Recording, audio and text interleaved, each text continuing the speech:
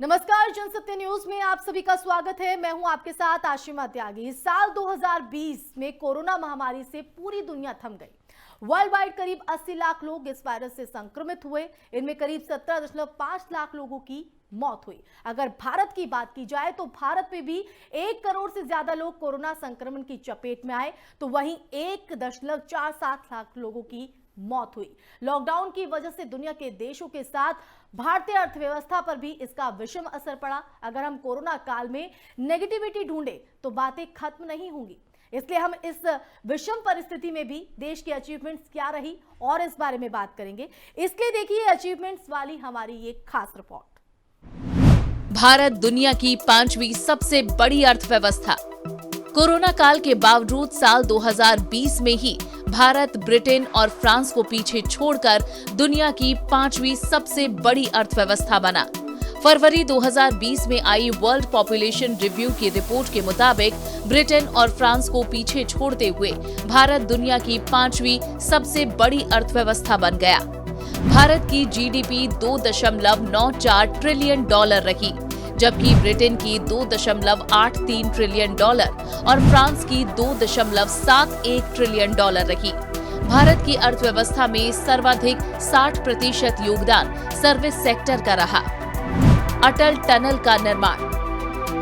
पूर्व प्रधानमंत्री अटल बिहारी वाजपेयी के ड्रीम प्रोजेक्ट रोहतांग टनल का उद्घाटन प्रधानमंत्री नरेंद्र मोदी ने 3 अक्टूबर 2020 को किया। इस प्रोजेक्ट की रूपरेखा अटल जी के प्रधानमंत्री रहते तैयार हुई थी, लेकिन इसका काम 2014 तक लटका रहा।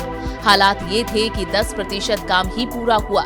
मोदी जब प्रधानमंत्री बने तो उन्होंने रोहतांग टनल प्रोजेक्ट के निर्माण कार्य को फास्ट ट्रैक कर दिया। नतीजे रणनीतिक रूप से महत्वपूर्ण। 9.02 किलोमीटर लंबी ये सुरंग 6 साल के अंदर बनकर तैयार हुई। इस सुरंग के बन जाने से मनाली और लेह के बीच की दूरी 46 किलोमीटर कम हो गई।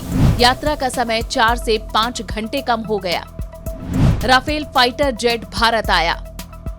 भारतीय वायुसेना को सशक्त करने की दिशा में इस साल अत्याधुनिक राफेल फाइटर जेट का भारत आना भी एक बड़ी उपलब्धि रहा। इस विमान के आ जाने से भारतीय वायुसेना की ताकत में उल्लेखनीय इजाफा हुआ। भारत और फ्रांस की कंपनी दसॉल्ट के बीच 36 एयरक्राफ्ट का सौदा हुआ। ये सौदा 59,000 करोड़ रुपए का था। इस सौदे के तहत इस साल फ्रांस से 8 फाइटर जेट भारत पहुंच चुके हैं।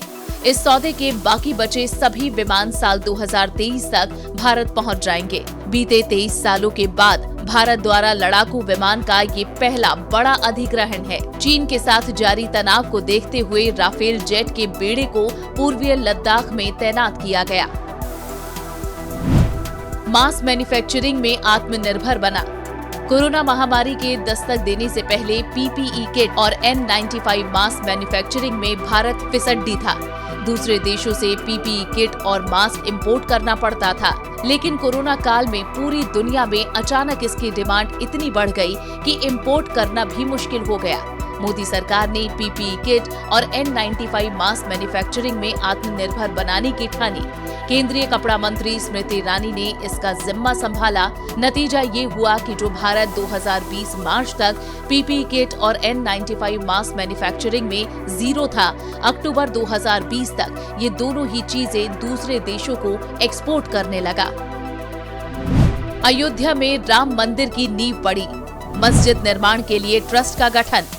प्रधानमंत्री नरेंद्र मोदी ने 5 अगस्त 2020 को अयोध्या में राम मंदिर की नींव रखी। इसके साथ ही दशकों पुराने एक विवाद का अंत हो गया। चूंकि ये कार्यक्रम कोरोना काल में हुआ, इसलिए कोविड प्रोटोकॉल का सख्ती से पालन भी किया गया। सबसे अच्छी बात ये रही कि पूरे देश ने एकजुट होकर राम मंदिर की नींव स्थापना का जश्न मनाया। साथ ही अयोध्या में मस्जिद निर्माण के लिए भी 29 जुलाई 2020 को सुन्नी सेंट्रल वक्फ बोर्ड ने इंडो इस्लामिक कल्चरल फाउंडेशन नाम के ट्रस्ट का गठन किया। इस तरह श्री राम जन्मभूमि बाबरी मस्जिद विवाद हमेशा के लिए इतिहास बन गया। नए संसद भवन की पड़ी नींव। प्रधानमंत्री नरेंद्र मोदी ने 10 अक्टूबर 2020 को भारतीय लोकतंत्र के मंदिर यानी संसद के नए भवन की आधारशिला रखी। अभी का संसद भवन ब्रिटिश काल में बना था, जो लगभग 93 साल पुराना है और इसमें जगह और अत्याधुनिक सुविधाओं की व्यवस्था नहीं है। इसीलिए नए भवन निर्माण की जरूरत महसूस हुई। नया संसद भवन सेंट्रल विस्टा प्रोजेक्ट का हिस्सा है। देश की पहली किसान रेल। भारतीय रेलवे ने साल 2020 में एक खास मुकाम हासिल किया। दरअसल रेलवे ने इस साल देश की पहली किसान रेल की शुरुआत की। बता दें कि किसानों की मदद के लिए किसान रेल की शुरुआत हुई। किसान रेल के माध्यम से किसान अपने कृषि उत्पादों, सब्जी और फल आदि को आसानी से बड़े शहरों के बाजार तक भेज सकते हैं। बिहार में देश का पहला ग्लास ब्रिज। पर्यटन के लिहाज से इस साल देश का पहला ग्लास ब्रिज भी बनकर तैयार हो चुका है। ये ग्लास ब्रिज बिहार के राजगीर में नेचर सफारी में बनाया गया। बता दें कि चीन के हांगझाऊ प्रांत में पहला ग्लास ब्रिज बना था। 200 फीट ऊंचे, 85 फीट लंबे और 6 फीट चौड़े इस ग्लास ब्रिज से राजगीर की नेचर सफारी में पर्यटकों की संख्या बढ़ने की उम्मीद की जा रही है। तो ये साफ हो गया कि कोरोना काल ने जहां हमें रुलाया, तो वहीं देश ने कई अचीवमेंट्स हासिल कर इतिहास रच दिया। Bureau report, Jansatya news. तो इसी के साथ इस रिपोर्ट में बस इतना ही। अगर आपको हमारी रिपोर्ट पसंद आई हो तो आप इसे लाइक कीजिए, सब्सक्राइब कीजिए और जनसत्य न्यूज के चैनल को सब्सक्राइब कीजिए। Hi, this is Arun Bakshi, actor singer.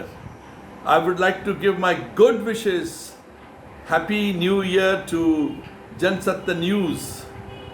इस दुनिया से झूठ का अंधकार भगाते रहिए, सच को जगमगाते रहिए और अपने हिस्से का सतयुग बनाते रहिए। गॉड ब्लेस यू, रब राखा।